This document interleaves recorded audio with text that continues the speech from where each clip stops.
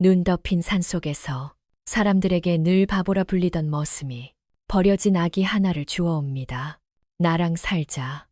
굶어도 같이 굶자. 그런데 말이죠. 그 아이가 훗날 과거에 급제하고 조정을 뒤흔들 인물이 될 줄, 그리고 단 한 가지 비밀 때문에 모든 것을 잃을 뻔하게 될 줄. 그때 그 누구도 몰랐습니다. 도대체 이 아이는 누구였을까요? 그리고 왜 산에 버려져야 했던 걸까요? 아주 오래전 이야기입니다. 한양에서 멀지 않은, 이름도 크지 않은 작은 고을이 하나 있었지요. 사람들끼리는 서로 다 아는 사이였고, 좋은 소문도 나쁜 소문도 금세 퍼지던 그런 마을이었습니다. 그 마을에 만복이라는 사내가 살고 있었습니다. 아니, 살고 있었다기보다는 그냥 하루하루 버텨냈다고 하는 게 맞을지도 모르겠네요. 만복이는 동네 사람들 입에 늘 이렇게 불렸습니다. 바보 머슴, 말이 좀 느렸고 계산에도 약했고 글자는 자기 이름 석자조차 제대로 쓰지 못했지요. 사람이 물어보면 한 박자 늦게 대답하고 농담인지 비웃음인지도 잘 구분을 못했습니다. 그래서였을까요? 마을 사람들은 만보기를 참 쉽게 불러다 썼습니다. 만보가, 이 짐 좀 들어라. 만보가, 장터 다녀와라. 만보가, 오늘 밭 좀 매줘라. 일은 늘 많았고 품깁은 늘 적었습니다. 다른 사람들 절반도 안 되는 돈을 주면서 일은 2배로 시키는 날도 많았지요. 그런데도 만보기는 불평을 하지 않았습니다. 얼굴에 늘 어색한 웃음을 걸고 말했지요. 고맙습니다. 또 부르십시오.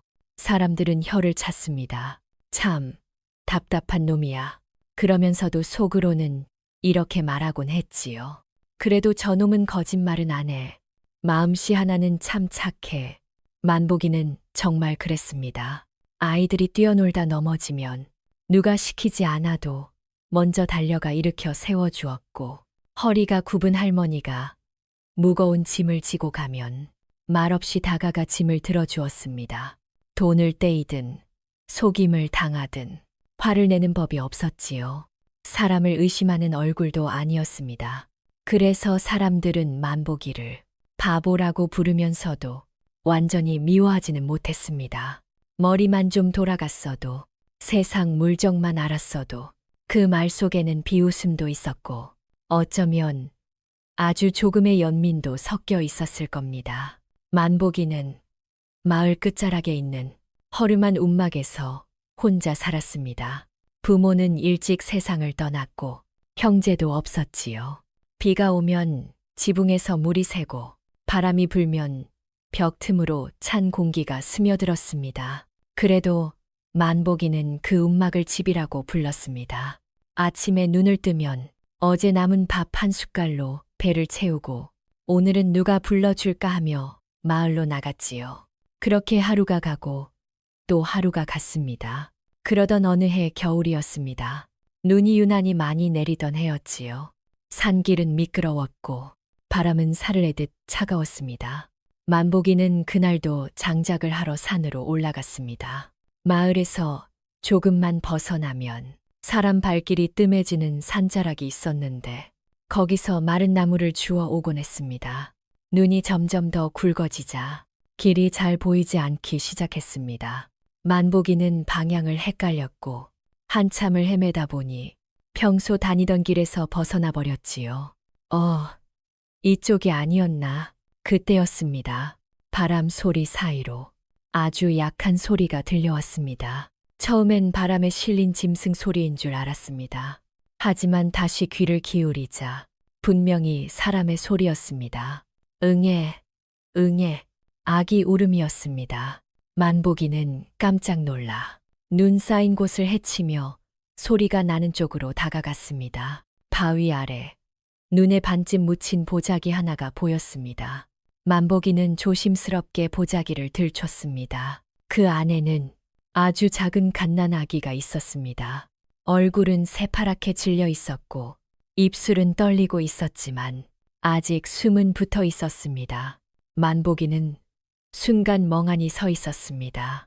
눈앞이 하얘지고 머릿속이 텅 비어 버린 것 같았지요. 아이고, 이게 무슨 일이야?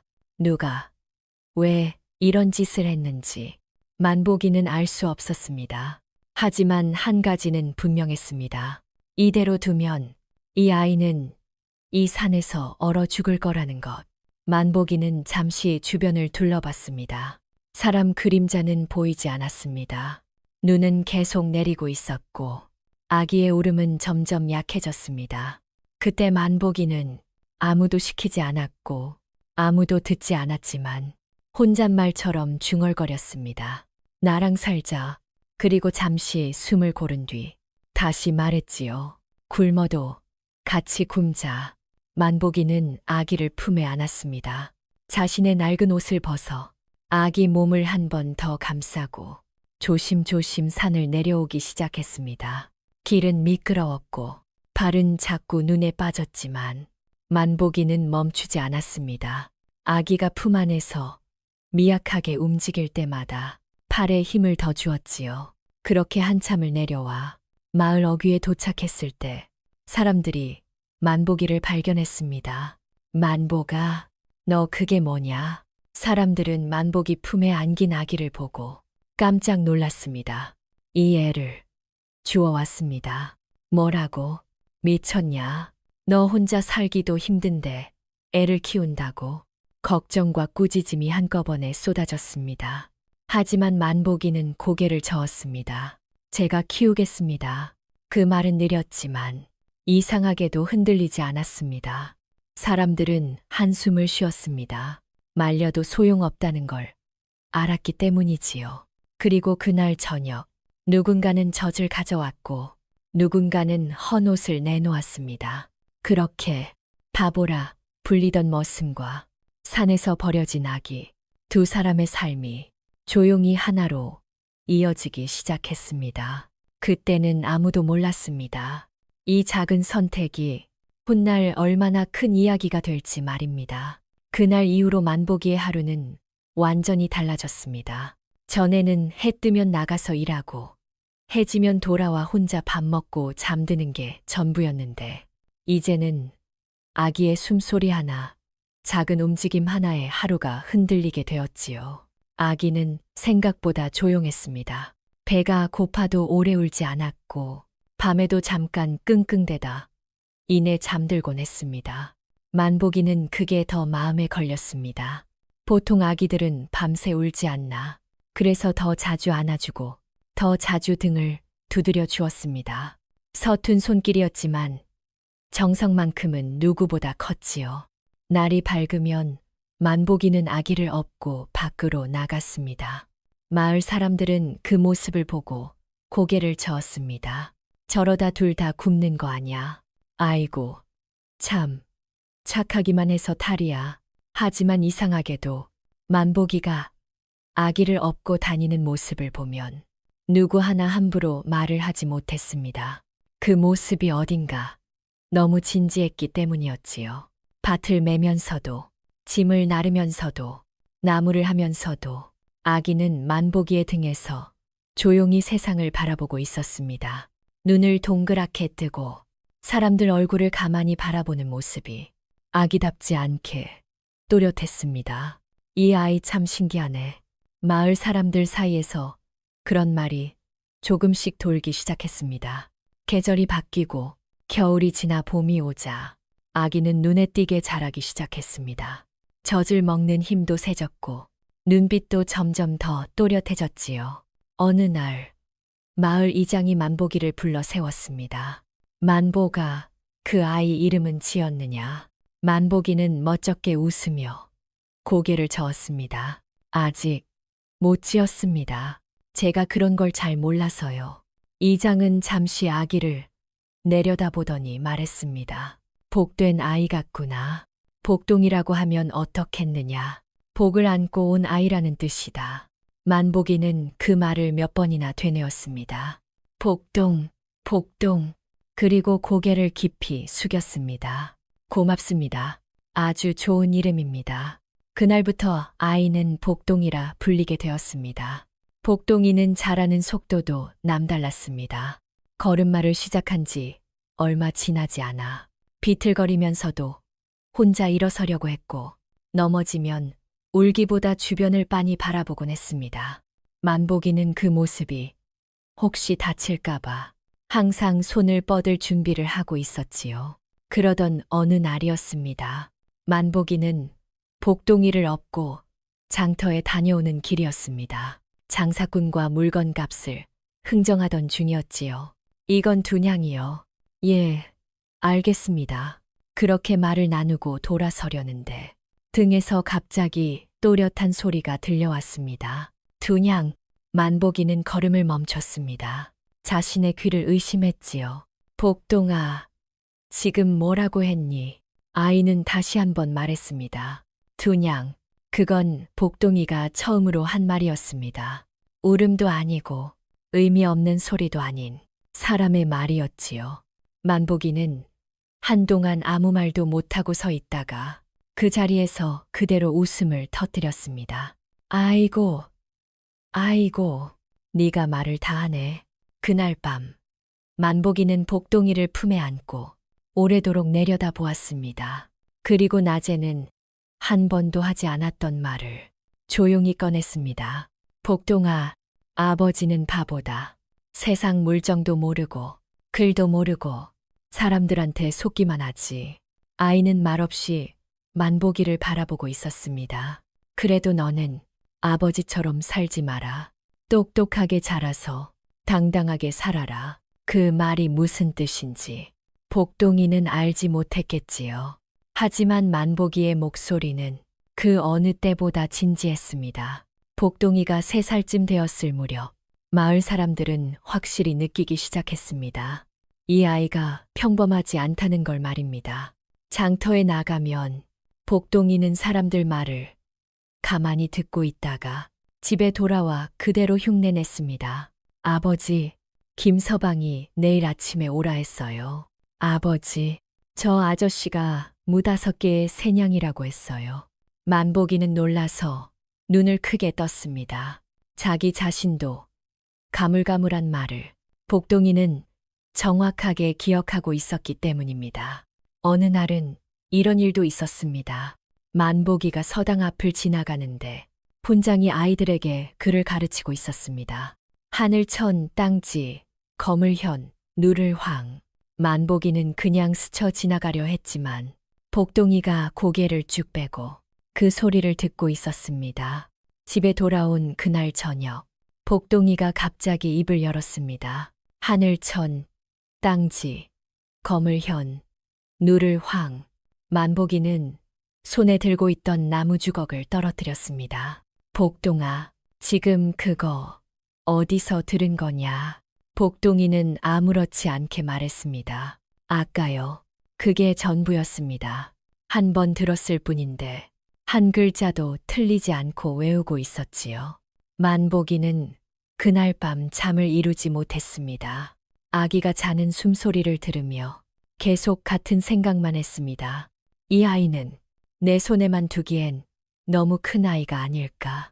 며칠을 고민하던 만복이는 마침내 결심을 했습니다. 그리고 어느 봄날 아침, 복동이의 손을 꼭 잡고 서당으로 향했습니다. 대문 앞에서 한참을 서성이다 용기를 내 문을 두드렸지요. 무슨 일로 왔는가? 훈장이 물었습니다. 만복이는 복동이를 앞으로 내세우며 천천히 그러나 분명하게 말했습니다. 제 아이를 가르쳐 주십시오.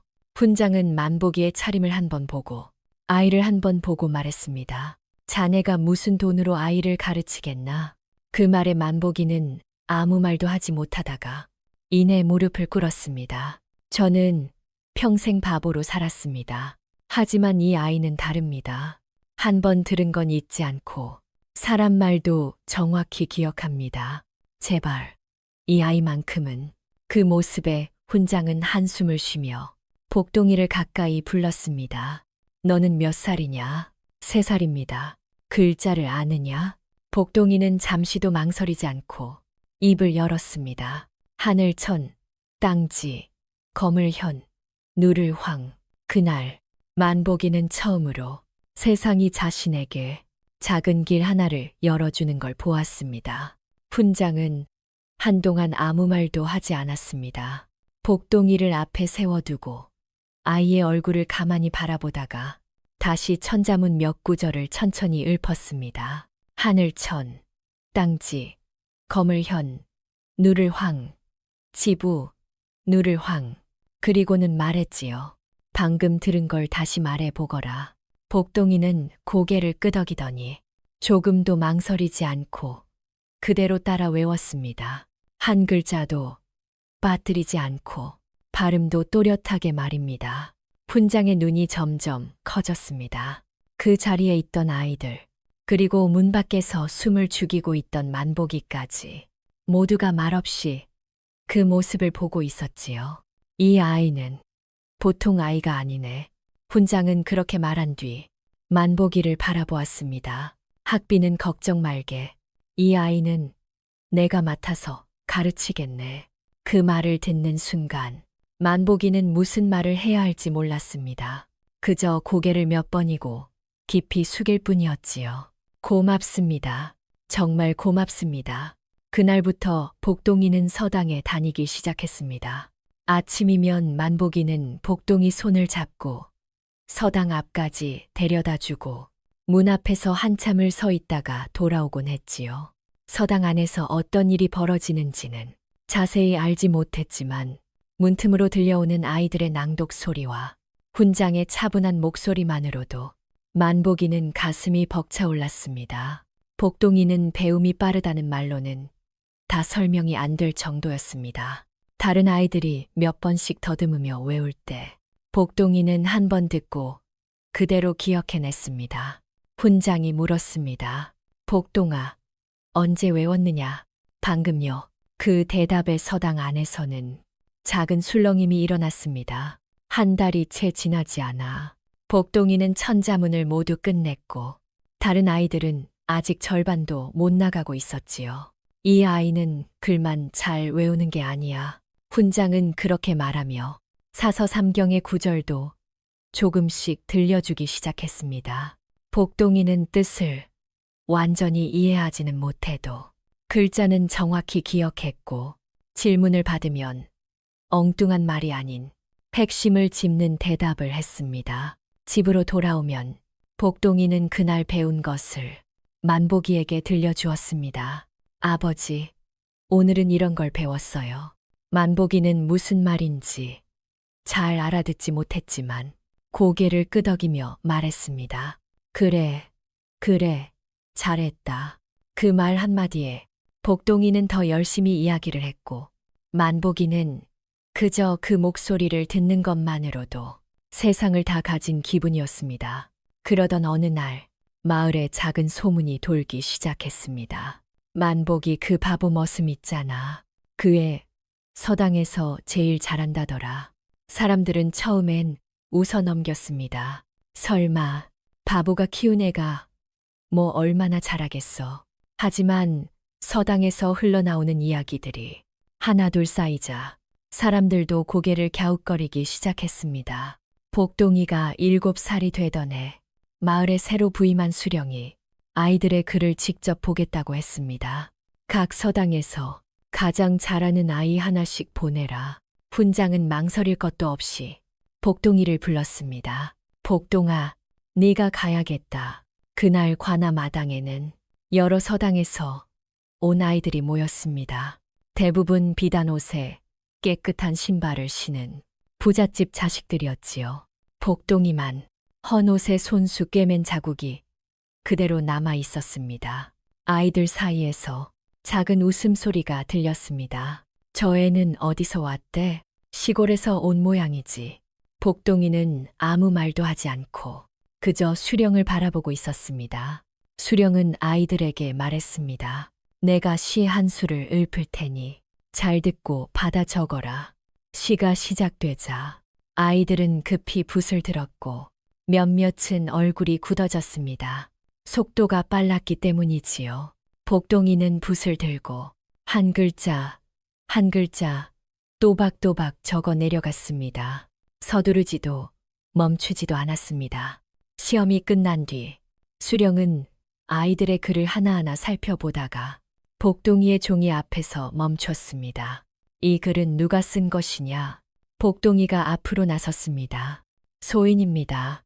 수령은 복동이를 위아래로 훑어보았습니다. 옷차림을 보니 부잣집 아이는 아닌 것 같구나. 예, 아버지는 품팔이를 하십니다. 수령은 잠시 생각하다가 말했습니다.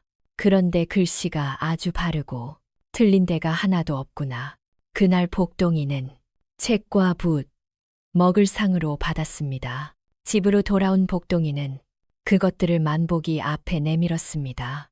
아버지, 이거 받았어요. 만복이는 눈을 크게 뜨고 한참을 바라보다가 조심스럽게 복동이를 안았습니다. 그래, 잘했다. 그날 이후로 만복이의 삶도 조금씩 달라지기 시작했습니다. 어느 날 장터에서 상인이 만복이를 불렀습니다. 자네가 정직하다는 소문을 들었네. 물건을 대신 팔아보지 않겠나? 만복이는 망설였지만 조금 더 나은 품챔이라는 말에 고개를 끄덕였습니다. 하지만 장사를 하려니 장부가 문제였습니다. 글자를 모르니 숫자도 헷갈리고 돈이 맞는지 틀린지도 알 수 없었지요. 그날 저녁 만복이는 한숨을 쉬며 앉아 있었습니다. 아버지, 왜 그러세요? 복동이가 물었습니다. 장사를 하려니 어렵구나. 장부를 쓸 줄 몰라서 말이다. 복동이는 말없이 장부를 들여다보더니 먹을 갈고 붓을 들었습니다. 제가 써드릴게요. 복동이는 하루 동안 팔린 물건과 돈을 차분하게 정리했습니다. 이렇게 쓰시면 돼요. 물건 이름, 개수, 받은 돈. 만복이는 그 글씨를 보며 입을 다물지 못했습니다. 복동아, 너 없었으면 아버지는 큰일 날 뻔했다. 그날 이후로 복동이는 매일 저녁 아버지의 장부를 정리해 주었습니다. 그리고 어느 날 복동이는 장부를 보다가 조용히 말했습니다. 아버지, 이 돈 좀 이상해요. 그 말 한마디가 훗날 더 큰 이야기를 부르게 될 줄은 그때는 아무도 몰랐습니다. 복동이가 장부를 들여다보며 이상해요라고 말했을 때 만복이는 처음엔 그 말 뜻을 제대로 이해하지 못했습니다. 장부라는 게 원래 그런 건 줄 알았지요. 돈은 늘 조금 모자라고 어디서 새는지도 모르고 장사를 하면 그런가 보다 하고 넘겨왔으니까요. 어디가 이상하다는 거냐? 만복이가 조심스럽게 묻자 복동이는 장부를 다시 펼쳐 보이며 말했습니다. 처음에 아저씨가 말씀하신 값이랑 지금 받은 돈이 달라요. 날짜도 맞고 개수도 맞는데 액수만 조금씩 달라요. 그 말에 만복이는 가슴이 철렁 내려앉았습니다. 설마 하는 마음과 아니겠지 하는 마음이 동시에 들었지요. 그럴 리가 있겠냐. 내가 잘못 들었겠지. 만복이는 그렇게 말하며 괜히 웃어 넘기려 했습니다. 하지만 복동이는 고개를 저었습니다. 아니에요, 아버지. 제가 다 기억해요. 그 말투는 단정했고 망설임이 없었습니다. 다음 날 만복이는 복동이와 함께 그 상인을 찾아갔습니다. 평소 같았으면 혼자 갔을 테고 아무 말도 못하고 돌아왔을 테지만 그날은 달랐지요. 복동이는 상인 앞에서 차분하게 말을 이었습니다. 처음에 말씀하신 값은 이거였고요. 이날 이렇게 주셨어요. 장부에도 그대로 적혀 있어요. 상인은 처음엔 시치미를 때려 했지만 날짜와 수량, 금액이 정확히 맞아떨어지자 결국 말끝을 흐렸습니다. 아, 그랬나. 내가 착각했나 보네. 그날 만복이는 처음으로 손해보지 않고 돈을 받아 돌아왔습니다. 집으로 돌아오는 길에 만복이는 복동이 손을 꼭 잡았습니다. 복동아, 아버지는 이런 거 잘 몰랐다. 복동이는 그저 웃으며 말했습니다. 괜찮아요. 이제 제가 있잖아요. 그 말은 참 담담했지만 만복이 가슴에는 묘하게 오래 남았습니다. 그 뒤로도 비슷한 일이 몇 번 더 있었습니다.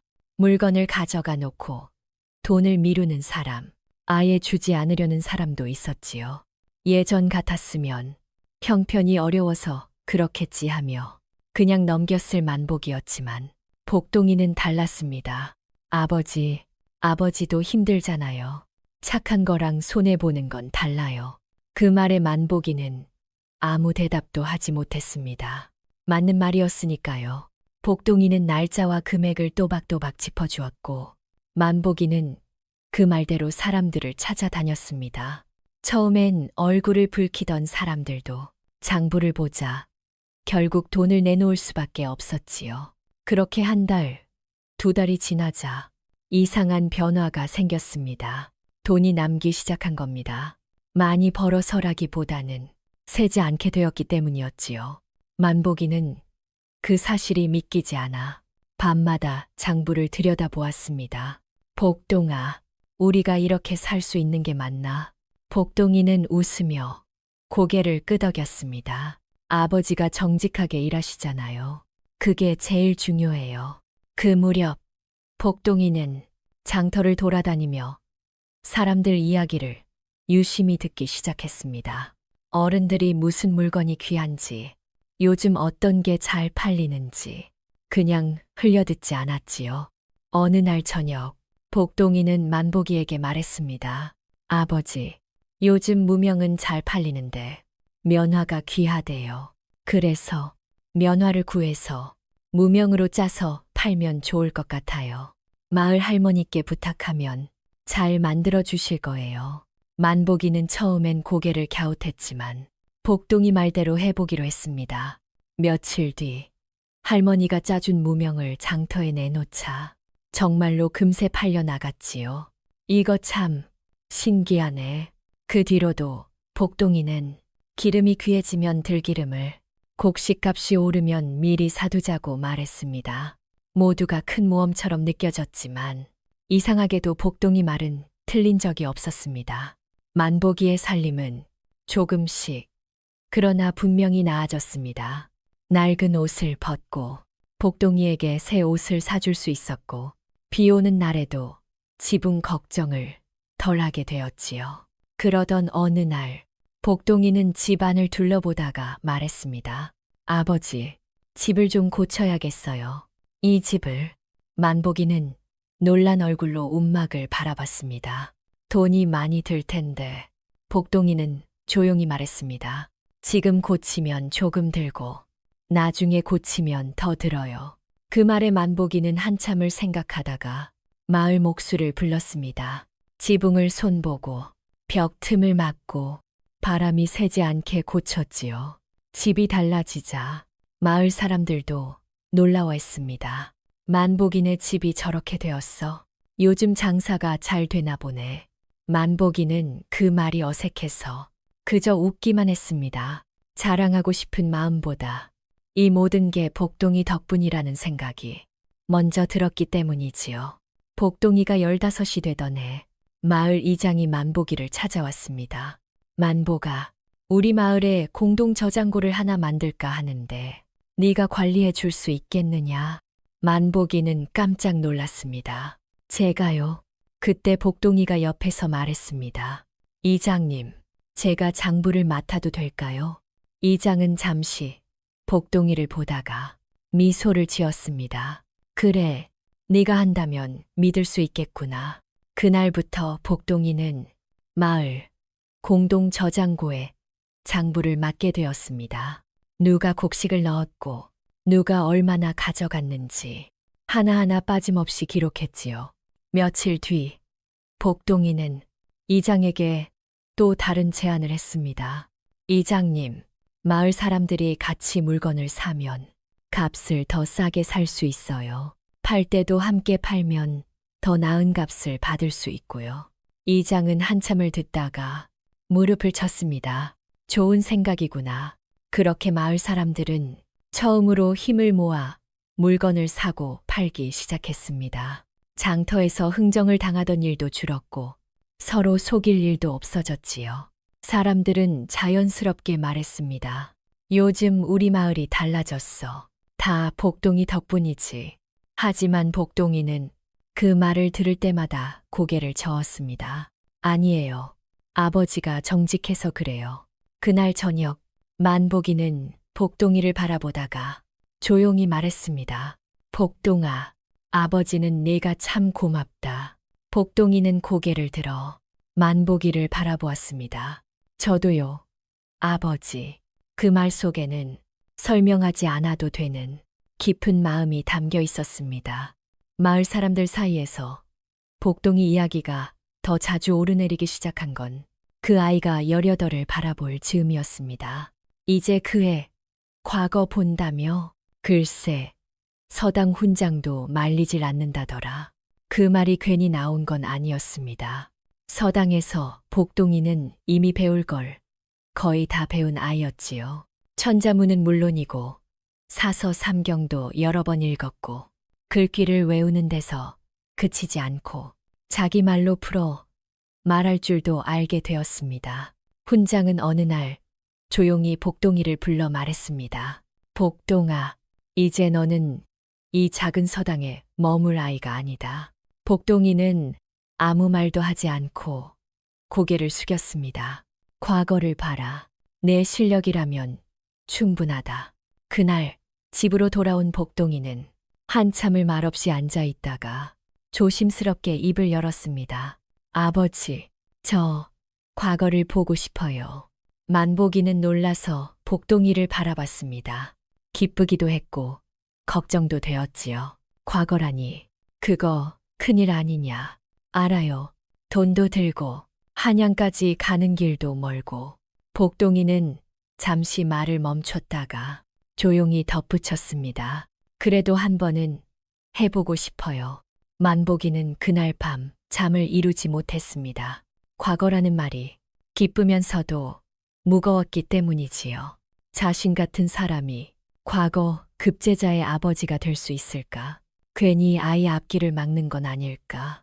별 생각이 다 들었습니다. 하지만 다음 날 아침, 만복이는 결심한 얼굴로 말했습니다. 복동아, 해보자. 복동이의 눈이 크게 뜨였습니다. 아버지, 돈은 아버지가 어떻게든 마련해보마.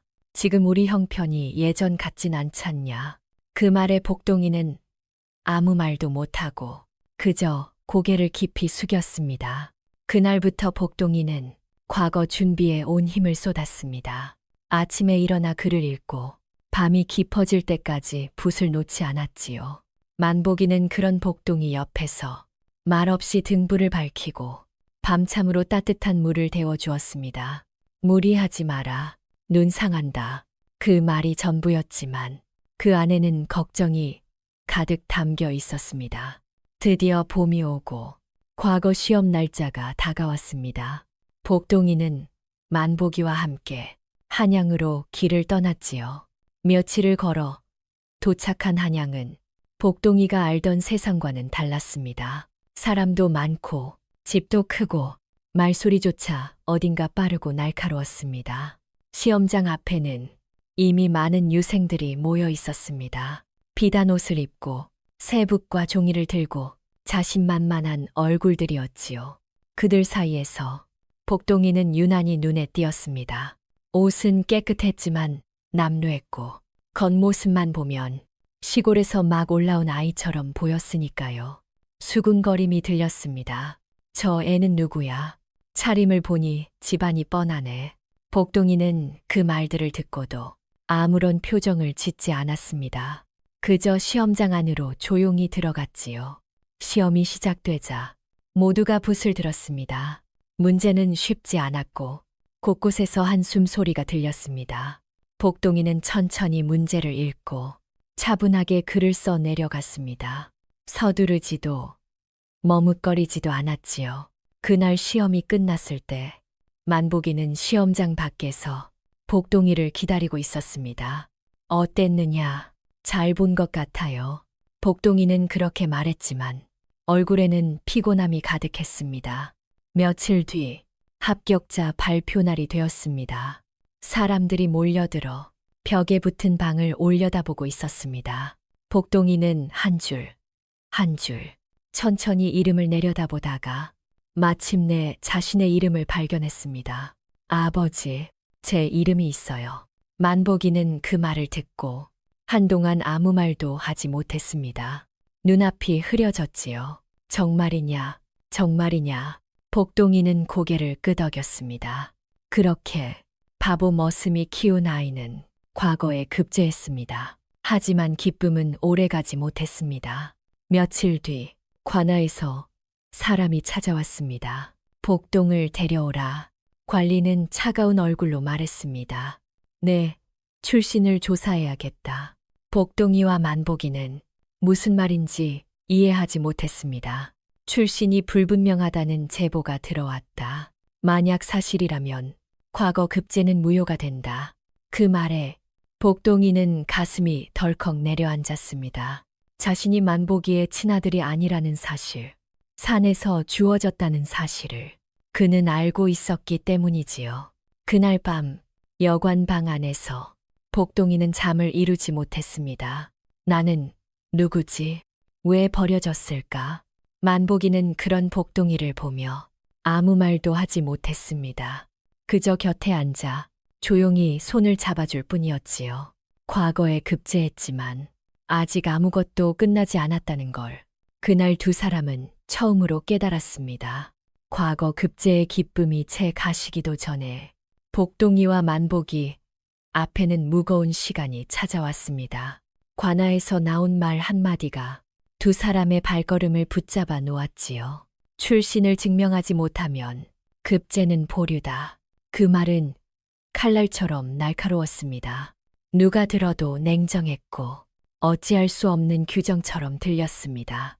여관으로 돌아온 그날 밤, 방 안에는 오래도록 말이 없었습니다. 등불은 켜져 있었지만 두 사람의 얼굴은 어둠 속에 잠긴 것처럼 보였지요. 만복이는 몇 번이나 입을 열려다 말았습니다. 자신이 더 일찍 아이의 출신을 알아보려 하지 못한 게 못내 마음에 걸렸기 때문입니다. 복동아, 그렇게 부르기만 하고 말을 잇지 못하자 복동이가 먼저 고개를 들었습니다. 아버지, 아버지 잘못 아니에요. 복동이는 애써 웃으려 했지만 눈빛은 흔들리고 있었습니다. 제가 누구인지 알아봐야 할 것 같아요. 만복이는 놀라 복동이를 바라봤습니다. 그게 무슨 말이냐? 과거를 계속 보려면 제 출신을 밝혀야 하잖아요. 그리고 저도 알고 싶어요. 잠시 침을 삼킨 복동이는 천천히 말을 이었습니다. 제가 왜 그 산에 버려졌는지요. 그 말에 만복이는 가슴이 샘 막힌 듯 숨이 막혔습니다. 그동안 한 번도 그 질문을 입에 올린 적이 없었지요. 서로 애써 피하던 이야기였습니다. 하지만 이제는 피할 수 없었습니다. 만복이는 자리에서 일어나 방 한 구석에 놓인 작은 나무 상자를 꺼냈습니다. 오래되어 색이 바랜 상자였습니다. 이게 네가 산에서 주워졌을 때 함께 있던 것들이다. 상자를 열자 낡은 보자기 조각과 아주 작은 옷 한 벌, 그리고 오래된 옥패 하나가 나왔습니다. 복동이는 그 옥패를 조심스럽게 들어 올렸습니다. 빛은 바랬지만 문양은 여전히 섬세했고 뒷면에는 작게 글자가 새겨져 있었습니다. 이게 성씨일까요? 만복이는 고개를 저었습니다. 나는 글을 몰라서 그게 뭔지도 몰랐다. 그저 귀해 보여서 팔지도 못하고 이렇게 간직만 했다. 복동이는 옥패를 한참 바라보다가 가슴에 꼭 쥐었습니다. 아버지, 관아 기록을 좀 살펴보고 싶어요. 관아 기록을 제가 발견된 시기랑 비슷한 때에 있었던 일들을 찾아보면 뭔가 나오지 않을까요? 만복이는 걱정스러운 얼굴로 복동이를 바라보았습니다. 괜히 더 큰 일에 휘말리는 건 아니냐. 복동이는 고개를 저었습니다. 지금 이대로는 아무것도 할 수 없어요. 그 말에는 결심이 담겨 있었습니다. 며칠 뒤 복동이는 관아를 찾아가 옛 기록을 열람할 수 있게 해달라고 청했습니다. 과거 급제자라는 이유로 간신히 허락을 받을 수 있었지요. 낡은 문서들이 쌓인 방에서 복동이는 하루 종일 기록을 들춰보았습니다. 눈이 아파도 손이 떨려도 멈추지 않았습니다. 그러던 중 복동이는 한 기록 앞에서 걸음을 멈췄습니다. 윤대감 영모 사건. 자신이 산에서 발견되기 며칠 전 윤대감이라는 관리가 영모 혐의로 처형되었다는 기록이었습니다. 집안은 몰락했고 가족들은 흩어졌다고 적혀 있었지요. 복동이는 심장이 빠르게 뛰는 걸 느꼈습니다. 옥패의 문양이랑 기록을 더 살펴볼수록 이상한 점들이 눈에 들어왔습니다. 조사가 너무 빠르게 끝났고 증언들도 어딘가 억지스러웠지요. 복동이는 만복이에게 그 이야기를 전했습니다. 아버지, 혹시 제가 그 집안 사람이었을지도 모르겠어요. 만복이는 아무 말도 하지 못했습니다. 그저 복동이 어깨에 조용히 손을 얹었지요. 며칠 뒤 두 사람은 기록에 적힌 옛 저택이 있던 곳을 찾아 나섰습니다. 사람 발길이 뜸한 골목 끝, 허물어진 담장 너머로 폐허가 된 집터가 보였습니다. 여기가 윤대감 집이었던 곳입니다. 그곳을 둘러보던 중 어디선가 쉰 목소리가 들려왔습니다. 누구시오? 고개를 돌리자 낡은 옷을 입은 노인이 두 사람을 바라보고 있었습니다. 노인은 복동이를 한참 바라보다가 그의 손에 들린 옥패를 보고 얼어붙은 듯 멈췄습니다. 그 옥패를 어디서 났소? 복동이는 조심스럽게 대답했습니다. 어릴 때부터 제가 가지고 있던 겁니다. 노인의 손이 떨리기 시작했습니다. 그리고 이내 눈물이 흘러내렸지요. 도련님, 정말 도련님이십니까? 그 말에 복동이는 숨이 치는 듯 했습니다. 저는 윤대감 댁에서 도련님을 모셨던 사람입니다. 노인은 그 자리에서 무릎을 꿇었습니다. 만복이는 황급히 노인을 부축했습니다. 아닙니다. 이 아이는 제 아들입니다. 노인은 고개를 끄덕이며 조용히 말했습니다. 그 은혜 평생 잊지 않겠습니다. 그날 복동이는 처음으로 자신의 삶이 전혀 다른 이야기의 한가운데 서 있다는 걸 느꼈습니다. 그리고 이제 돌아갈 수 없는 길에 발을 들였다는 것도요. 노인은 한동안 말을 잇지 못했습니다. 눈앞에 서 있는 복동이를 보며 몇 번이나 입을 열었다 닫기를 반복했지요. 그 눈빛에는 놀라움과 두려움, 그리고 오래 눌러두었던 죄책감 같은 것이 섞여 있었습니다. 그날 이후로 나는 도련님이 죽은 줄만 알았습니다. 노인은 낮은 목소리로 그날의 일을 하나하나 풀어놓기 시작했습니다. 윤대감은 원래 청렴하기로 이름난 사람이었지만 그만큼 미움을 사기 쉬운 자리에도 있었습니다. 권세를 부리던 자들의 부정을 고발했고 그 일로 결국 큰 화를 입었다는 것이지요. 영모라니 그건 말도 안 되는 누명이었습니다. 노인은 손을 꽉 쥐며 말했습니다. 조작된 증거, 매수된 증인, 그리고 이미 결론이 정해진 재판. 윤대감은 끝내 목숨을 잃었고 집안은 하루아침에 무너졌습니다. 도련님만은 살려야 했습니다. 노인은 그 말을 하며 고개를 떨궜습니다. 아기를 안고 산으로 도망쳐 사람들의 눈을 피해 숨겼고 다시 돌아오겠다고 약속했지만 그 사이 관아의 추적이 더 거세졌다고 했지요. 그래서 다시 가지 못했습니다. 노인의 목소리는 떨리고 있었습니다. 복동이는 아무 말도 하지 못한 채 그 이야기를 듣고만 있었습니다. 자신이 버려졌다고만 생각했던 그날이 사실은 누군가의 필사적인 선택이었다는 사실에 마음이 복잡해졌지요. 만복이는 조용히 그 자리에 서서 노인의 이야기를 들었습니다. 자신이 산에서 아이를 안고 내려오던 날이 문득 떠올랐습니다. 운명이었나 봅니다. 만복이가 그렇게 말하자 노인은 고개를 끄덕이며 깊이 절했습니다. 도련님을 살려주신 은인입니다. 만복이는 손사래를 쳤습니다. 아닙니다. 저는 그냥 아이를 버릴 수 없었을 뿐입니다. 그 말에 복동이는 가슴이 먹먹해지는 걸 느꼈습니다. 하지만 이야기는 거기서 끝나지 않았습니다. 노인은 잠시 주변을 살핀 뒤 목소리를 낮췄습니다. 이 일은 아직 끝나지 않았습니다. 복동이는 고개를 들었습니다. 윤대감을 모함했던 자, 아직도 살아 있습니다. 그 이름을 듣는 순간 공기가 바뀌는 게 느껴졌습니다. 노인은 감히 크게 말하지도 못한 채 그 이름을 속삭였습니다. 이정한, 조정에서 막강한 힘을 가진 인물이었고 지금도 높은 자리에 앉아 아무 일 없다는 듯 지내고 있다는 것이지요. 도련님이 살아있다는 사실이 알려지면 가만두지 않을 겁니다. 그 말은 경고였습니다. 그날 밤 복동이와 만복이는 여관으로 돌아와도 잠을 이루지 못했습니다. 창밖에서는 바람 소리만 들렸지요.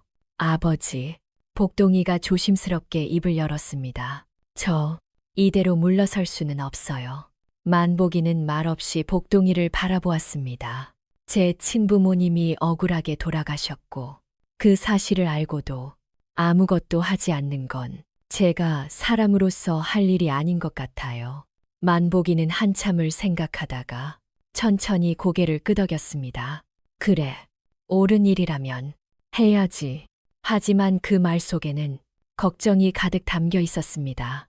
그리고 그 걱정은 곧 현실이 되었습니다. 며칠 뒤 만복이가 혼자 장터에 다녀오는 길이었습니다. 어두워진 골목에서 낯선 사내들이 길을 막아섰습니다. 만복이냐? 예, 그런데요. 사내들은 대답 대신 그를 둘러싸더니 낮고 거친 목소리로 말했습니다. 괜히 나설 필요 없는 일에 끼어들고 있는 것 같더군. 만복이는 그제야 무슨 일인지 짐작이 갔습니다. 복동이에게 말해라. 조용히 있으면 아무 일도 없을 거라고. 만복이는 겁이 났지만 고개를 숙이지 않았습니다. 그 아이는 옳은 일을 하고 있습니다. 그 말이 끝나자 사내의 얼굴이 굳었습니다. 손이 올라가려는 순간이었지요. 멈춰라. 그때 골목 끝에서 또 다른 목소리가 들려왔습니다. 사내들이 고개를 돌리자 비단 옷을 입은 젊은 남자가 서 있었습니다. 그는 복동이와 같은 과거 시험을 봤던 석준이었습니다. 석준은 잠시 상황을 살펴본 뒤 단호하게 말했습니다. 여기서 무슨 짓을 하는 거냐? 사내들은 석준을 알아보고 잠시 주춤했습니다. 그 집안이 만만치 않다는 걸 알고 있었기 때문이지요. 그만 가자. 사내들은 그렇게 말하고 서둘러 자리를 떠났습니다. 만복이는 그 자리에 주저앉을 뻔했습니다. 석준이 다가와 그를 부축했습니다. 괜찮으십니까? 고맙습니다. 석준은 고개를 끄덕이며 말했습니다. 우연히 본 겁니다. 하지만 그 아드님, 대단한 분이시더군요. 그날 이후 석준은 복동이를 다시 보게 되었습니다. 질투와 무시로 보던 시선이 아니라 다른 무언가로 말입니다. 그리고 복동이는 깨달았습니다. 이 싸움은 혼자 감당할 수 있는 일이 아니라는 걸요. 진실을 밝히기 위한 길은 이미 시작되었고 되돌아갈 수 없다는 것도 말입니다. 그날 이후로 분위기가 달라졌습니다. 눈에 보이지는 않았지만 분명히 무언가가 움직이고 있다는 느낌이었지요. 만복이는 그날 일을 아무에게도 말하지 않았습니다. 복동이에게도 바로 털어놓지 않았지요. 괜히 걱정을 더 얹어주는 것 같았고 무엇보다 아직은 확실한 증거가 없었습니다. 하지만 복동이는 아버지 얼굴만 보고도 무슨 일이 있었는지 짐작할 수 있었습니다. 아버지, 무슨 일 있었죠? 만복이는 잠시 망설이다가 그날 골목에서 있었던 일을 차분하게 이야기해 주었습니다. 사내들의 말투, 위협적인 눈빛, 그리고 마지막에 나타난 석준 이야기까지 복동이는 이를 악물었습니다. 결국 이정한 쪽에서 움직이기 시작한 거군요. 그 이름을 입에 올리는 순간 방 안의 공기가 묘하게 무거워졌습니다. 복동아, 만복이는 조심스럽게 말을 이었습니다. 아버지는 내가 다치지 않았으면 좋겠다. 복동이는 고개를 들었습니다. 눈빛은 흔들렸지만 그 안에는 물러설 생각이 없었습니다. 아버지, 제가 이대로 물러나면 그분은 끝까지 죄 없는 사람으로 남을 거예요. 그분이 자신의 친부라는 말을 복동이는 굳이 입에 올리지 않았습니다. 하지만 만복이는 다 알고 있었지요. 며칠 뒤 석준이 직접 여관을 찾아왔습니다. 문을 두드리는 소리에 복동이가 나가보니 비단 옷을 단정히 입은 석준이 서 있었습니다. 잠깐 이야기할 수 있을까? 석준의 말투는 이전과는 많이 달라져 있었습니다. 깔보는 기색도 차가운 시선도 없었지요. 방 안에 들어온 석준은 한참을 말없이 앉아 있다가 천천히 입을 열었습니다. 솔직히 말하겠다. 나는 내가 잘 되길 바라지 않았다. 복동이는 아무 말도 하지 않고 그 말을 들었습니다. 나는 어려서부터 좋은 스승 밑에서 자랐고 과거에 떨어질 거라 생각해 본 적도 없었다. 그런데 내가 나보다 위에 이름을 올렸지. 석준은 쓴 웃음을 지었습니다. 질투했다. 그리고 내 출신 이야기가 돌 때 속으로는 기뻤다. 그 고백은 쉽지 않았을 것입니다. 복동이는 그저 조용히 고개를 끄덕였습니다. 그런데 말이다. 석준은 말을 이었습니다. 내가 아버지를 지키려고 사내들 앞에 뛰어들던 모습을 보고 생각이 바뀌었다. 석준의 목소리가 낮아졌습니다. 나는 내 아버지를 위해 그렇게 할 수 있을지 확신이 없더라. 방 안에 잠시 침묵이 흘렀습니다. 그래서 왔다. 사과도 할 겸 도와주고 싶어서. 복동이는 석준을 똑바로 바라보았습니다. 도와준다고요? 그래, 우리 집안도 이정한과 결코 좋지 않은 관계다. 석준은 낮은 목소리로 아버지 이야기를 꺼냈습니다. 과거 이정한의 비리를 파헤치려다 갑작스레 병으로 세상을 떠난 이야기. 병이라는 말이 왠지 석연치 않았다는 말도 덧붙였습니다. 증거는 부족하지만 느낌은 있다. 이정한이 개입했다는. 복동이는 그제야 이해했습니다. 석준이 단순한 동정심이 아니라 자신만의 이유를 갖고 있다는 걸요. 함께하자. 석준이 손을 내밀었습니다. 혼자서는 어렵다. 하지만 함께라면 길이 있을지도 모른다. 복동이는 잠시 망설이다가 그 손을 잡았습니다. 고맙습니다. 그날 이후 두 사람은 자주 만났습니다. 석준은 집안이 가진 인맥과 정보로 조정의 흐름을 파악했고 복동이는 기록과 사실을 정리했습니다. 노인 증인은 여전히 두려움 속에 살고 있었지만 조금씩 마음을 열기 시작했습니다. 제가 본 것, 들었던 것 모두 말하겠습니다. 그 말은 큰 용기가 필요한 고백이었지요. 복동이는 상소문을 쓰기 시작했습니다. 자신의 출신, 윤대감 사건의 모순, 그리고 남아있는 증거들, 밤마다 등불 아래에서 붓이 멈추지 않았습니다.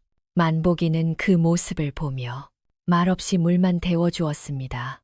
아버지, 어느 날 밤 복동이가 말했습니다. 혹시 무섭지 않으세요?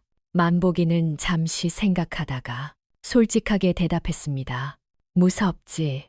그리고 잠시 뒤 덧붙였습니다. 그래도 이렇게 사는 게 맞는 것 같다. 그 말에 복동이는 눈을 감았다 떴습니다. 그러나 세상은 그들을 가만히 두지 않았습니다. 증거가 하나둘 사라지기 시작했습니다. 기록이 훼손되고 증언을 약속했던 사람들이 갑자기 말을 바꾸었습니다. 제가 잘못 기억한 것 같습니다. 그런 일은 없었습니다. 복동이는 절망했습니다. 모든 게 손가락 사이로 빠져나가는 것 같았지요. 그때 노인이 다시 찾아왔습니다. 그의 손에는 오래된 문서 하나가 들려 있었습니다. 도련님, 이게 마지막입니다. 문서에는 이정한의 도장이 찍혀 있었고 윤대감을 모함하기 위해 조작된 정황이 그대로 남아 있었습니다. 복동이는 문서를 받아들고 한참을 서 있었습니다. 이제는 물러설 수 없었습니다. 이 싸움은 자신만의 일이 아니었고 이미 많은 사람의 삶과 얽혀 있었으니까요. 그리고 곧 조정이 다시 움직이기 시작했습니다. 노인이 내민 문서를 받아든 순간 복동이는 그 종이가 생각보다 무겁게 느껴졌습니다. 손에 쥔 건 얇은 문서 한 장이었지만 그 안에는 수많은 사람의 목숨과 세월이 눌려 있었지요. 이 문서는 제가 평생 숨겨왔습니다. 노인의 목소리는 쉰 듯 낮았고 그 눈빛에는 두려움과 각오가 함께 담겨 있었습니다. 언젠가는 진실을 밝힐 날이 올 거라 믿고 그때까지 살아 있어야겠다고 생각했습니다. 문서에는 분명한 흔적이 남아 있었습니다. 조작된 고변문, 맞지 않는 날짜, 그리고 무엇보다도 이정안의 도장이 선명하게 찍혀 있었지요. 복동이는 한 글자 한 글자 천천히 읽어내려갔습니다. 손이 미세하게 떨렸지만 눈은 흔들리지 않았습니다. 이제 이걸로 충분할까요? 노인은 고개를 끄덕였습니다. 부족하지 않습니다. 임금 앞에 올리기에 충분합니다. 그날 밤 복동이는 거의 잠을 이루지 못했습니다. 등불 아래에서 문서를 몇 번이고 다시 읽고 상소문을 고쳐 쓰고 또 고쳤습니다. 말 한 줄, 표현 하나가 사람의 목숨을 살릴 수도 다시 묻어버릴 수도 있다는 걸 이제는 알고 있었기 때문입니다. 만복이는 그 옆에서 아무 말 없이 지켜보고 있었습니다. 아들이 아니라 이미 어른이 된 한 사람을 바라보는 눈빛이었지요. 복동아, 한참 만에 만복이가 입을 열었습니다. 어떤 결과가 나오든 아버지는 내 편이다. 그 말은 위로라기보다는 약속에 가까웠습니다. 복동이는 고개를 끄덕이며 짧게 대답했습니다. 알아요, 아버지. 며칠 뒤 복동이의 상소는 마침내 조정에 올라갔습니다. 윤대감의 아들이 살아있다는 소식은 조정 안팎을 순식간에 흔들어 놓았지요. 죽은 줄 알았던 집안의 후손이 살아있었다고, 그 사건을 다시 조사한다고. 임금 역시 그 보고를 받고 한동안 말을 잇지 못했습니다. 그 옥패를 다시 보게 될 줄이야. 임금은 복동이를 불러 직접 옥패와 문서를 확인했습니다. 손에 들린 옥패를 오래 바라보다가 천천히 입을 열었지요. 이것은 분명 윤씨 가문의 것이다. 그 한마디로 조정 안의 공기가 달라졌습니다. 임금은 곧바로 명했습니다. 윤대감 사건을 다시 조사하라. 그 소식이 전해지자 이정안의 얼굴이 굳어졌습니다. 그는 자신만만하던 표정을 감추지 못한 채 부하들을 불러 모았습니다. 어떻게 된 일이냐? 그 문서는 분명 사라졌어야 했다. 부하들은 고개를 숙인 채 아무 대답도 하지 못했습니다. 증인들을 다시 막아라. 입을 닫게 하든 없애버리든. 그날 이후 조사는 쉽지 않았습니다. 증언을 약속했던 사람들이 하나둘 말을 바꾸었고 기록은 어딘가에서 또 훼손되었습니다. 모르겠습니다. 기억나지 않습니다. 복동이는 이를 악물었습니다. 진실이 눈앞에 있는데도 손에 잡히지 않는 느낌이었지요. 그때 석준이 움직였습니다. 자신의 집안 인맥을 통해 조정 안에서 돌아가는 이야기들을 모았고 은밀히 증인들을 보호할 방법을 찾았습니다. 복동아, 지금은 속도를 내면 안 된다. 석준의 말은 현실적이었습니다. 상대는 시간을 끌수록 유리하다. 복동이는 고개를 끄덕였습니다. 성급해지면 오히려 모든 걸 잃을 수 있다는 걸 이제는 알고 있었지요. 결정적인 날은 생각보다 갑자기 찾아왔습니다. 임금이 이정안을 불러 직접 문서를 내밀었을 때였습니다. 이 문서를 어찌 설명할 것이냐. 이정안은 문서를 보는 순간 얼굴이 창백해졌습니다. 자신이 만들고 자신이 없앴다고 믿었던 그 문서였기 때문이지요. 전하, 이는 조작된 것입니다. 하지만 임금의 눈빛은 이미 차갑게 식어 있었습니다. 조작이라 하기엔 내 도장이 너무도 분명하구나. 조정안이 술렁였습니다. 이정안은 더 이상 말을 잇지 못했고 결국 임금의 명이 떨어졌습니다. 이정안은 관직을 박탈하고 옥에 가두라. 그 순간 복동이는 숨을 길게 내쉬었습니다. 아직 끝난 것은 아니었지만 넘어야 할 큰 산 하나는 분명히 넘은 느낌이었지요. 며칠 뒤 임금은 다시 복동이를 불렀습니다. 윤대감의 누명은 벗겨졌다. 그리고 네, 과거 급제도 정식으로 인정하겠다. 복동이는 그 자리에서 깊이 머리를 숙였습니다. 전하의 은혜에 감사드립니다. 임금은 잠시 복동이를 바라보다가 덧붙였습니다. 윤씨 가문의 재산도 돌려주겠다. 하지만 그 재산을 어떻게 쓸지는 내가 결정하거라. 그 말에 복동이는 잠시 망설였습니다. 그리고 또렷하게 말했습니다. 백성들에게 돌려주고 싶습니다. 임금은 미소를 지었습니다. 그래, 그것이 윤대감이 바라던 바였겠지. 조정 밖에서 만복이와 석준이 기다리고 있었습니다. 복동이가 모습을 드러내자 만복이는 아무 말 없이 그를 꼭 안아주었습니다. 수고했다. 그 말 한마디에 복동이는 그동안 참아왔던 숨을 비로소 내려놓을 수 있었습니다. 하지만 그는 알고 있었습니다. 이제부터가 진짜 시작이라는 걸요. 이정환이 옥에 갇혔다는 소식은 한양 안에서 빠르게 퍼져나갔습니다. 어제까지만 해도 누구도 감히 이름을 입에 올리지 못하던 사람이 하룻밤 사이 죄인이 되었다는 사실에 사람들은 믿기지 않는다는 표정이었지요. 하지만 복동이에게는 그 소식이 기쁨으로만 다가오지 않았습니다. 오히려 마음 한쪽이 묵직하게 가라앉아 있었습니다. 진실은 밝혀졌고 억울함도 풀렸지만 그 과정에서 드러난 것들은 생각보다 더 무거웠기 때문입니다. 윤대감의 누명이 벗겨졌다는 조서가 내려오고 집안의 명예가 회복되었다는 소식이 전해지자 사람들은 복동이를 다시 보기 시작했습니다. 역시 명문가의 피는 다르다. 그래서 그렇게 똑똑했구나.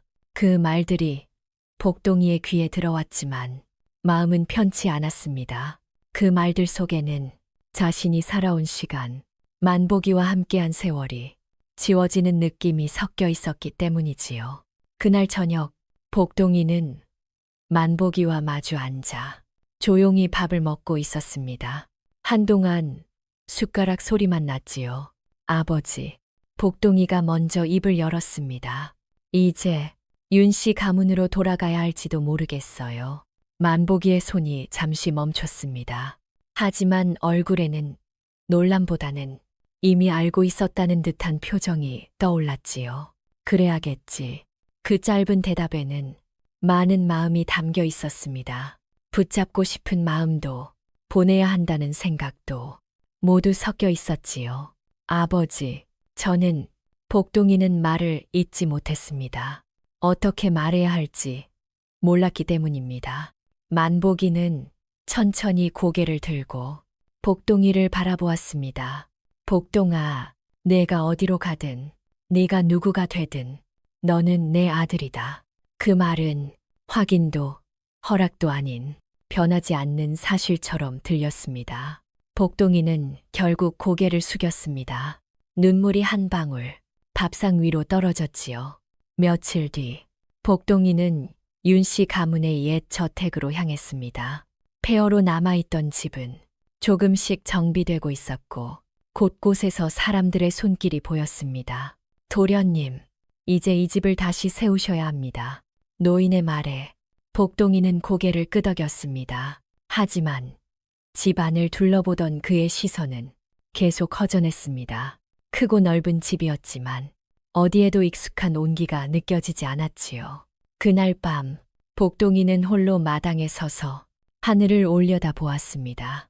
이곳이 내가 태어난 곳이라면 내가 자란 곳은 어디일까? 그 질문의 답은 이미 알고 있었습니다. 며칠 뒤 임금은 복동이를 다시 불렀습니다. 윤대감의 아들로서 조정에 나아가 나라를 위해 일하겠느냐? 그 질문은 선택처럼 보였지만 사실상 명이었습니다. 복동이는 잠시 생각한 뒤 머리를 깊이 숙였습니다. 전하, 소인은 나라를 위해 일하겠습니다. 다만 한 가지 청이 있습니다.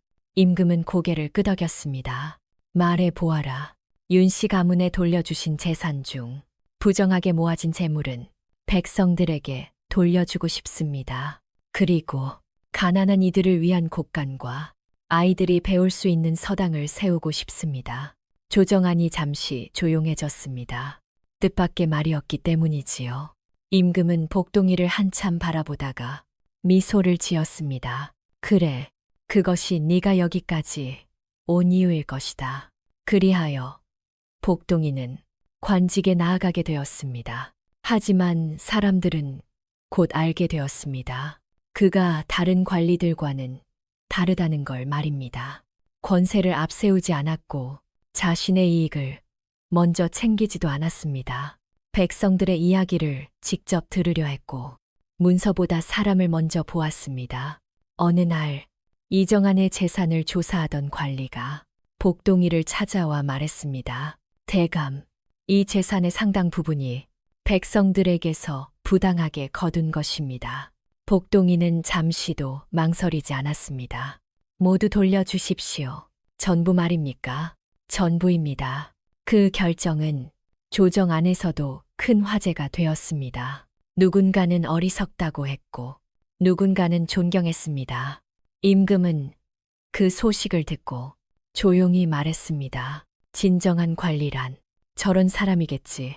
한편 만복이는 여전히 조용한 사람이었습니다. 큰 집으로 옮겨와서도 거칠애에 익숙해지지 못했고 아침이면 직접 마당을 쓸고 사람들을 맞이했습니다.